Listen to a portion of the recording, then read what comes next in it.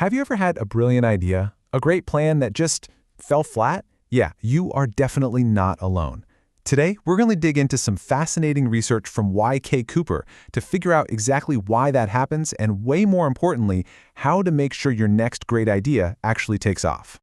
So let's start with the big question. Why do so many awesome, well-thought-out plans fail? Is the plan itself just bad? Was it bad timing, maybe?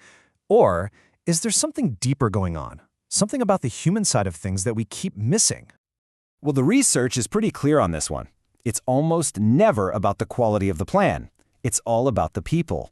It really comes down to one single, incredibly powerful factor: buy-in. Without it, your brilliant strategy is just a PDF sitting on a server somewhere collecting digital dust. Okay, so let's define our terms here. The study we're diving into calls it faculty buy-in, but that's only because the research took place at a college. The idea itself is totally universal. It's the huge difference between your team just kind of going through the motions and them being genuinely on board, invested, and actually excited to make something happen. To really see how this plays out, we're going to look at the case study from the research. Picture this: a community college needed a massive overhaul of its teaching methods. They had this thing called a Quality Enhancement Plan, or QEP. And this wasn't some optional nice-to-have project. I mean, their official accreditation was on the line. Its success depended completely on getting the faculty to buy in. So, what was standing in their way? Well, the challenges they ran into are things you'll probably recognize right away. And they get to the very heart of why even the best plans can completely fall apart. Let's dig in. The study calls these restraining forces, but you'll know them by other names. First, there's initiative fatigue, that feeling of, ugh, not another new thing? Then you've got skepticism and distrust, usually because of past projects that just went nowhere. Then there's the big one, the very real problem of, I'm sorry, I just do not have time for this. And maybe the most important one of all, unclear communication. No one ever really explained, why should I care about this? There was this brilliant social psychologist, Lewin, and he had the perfect analogy for this whole situation. He saw any major change as a giant tug of war. It's a constant battle between the forces pushing for change and all the forces that are holding it back. And this is basically his force field theory in action. On one side, you've got your driving forces, all the good stuff pushing you forward. On the other side, you've got those restraining forces we just talked about, pulling you back.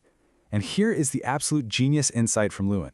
To win this tug of war, you can't just pull harder on your end.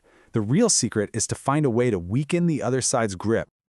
So how do you actually do that? How do you win the tug of war? Okay, let's get into the practical, proven strategies that the research uncovered. This right here, this is your toolkit for success. The study found 4 key strategies that really work. Number 1, involve people from day one. Don't just show up with a finished plan, build it with them. That creates shared ownership. 2, empower peer influence. You know, a recommendation from a respected teammate is often way more powerful than an order from the boss. 3, make feedback super easy and accessible. People have to feel heard. And 4, recognize the effort with micro incentives. Small, consistent thank yous show you value their time and their work. And just listen to this quote from the study. It absolutely nails that second point about peer power. It wasn't the college president who moved the needle, it was a respected senior faculty member. As soon as they got on board, their credibility just pulled everyone else along. That is the power of social proof in a nutshell. And you know, there's some serious psychology behind why this all works. A guy named Bandura came up with this social cognitive theory, which basically says we are literally wired to learn by watching and copying what other people do, especially people we trust and admire. When we see our friends succeeding with a new idea, we're way more likely to believe we can too. Okay, so you're using these strategies, and it feels like things are starting to move in the right direction. But how do you know if it's really working? How do you measure something as fuzzy as genuine buy-in? And this is such a critical point. Is success really just about counting how many people showed up to the training session? The study argues, pretty emphatically, that the answer is no. Those are just surface-level metrics. True success, real buy-in, runs so much deeper.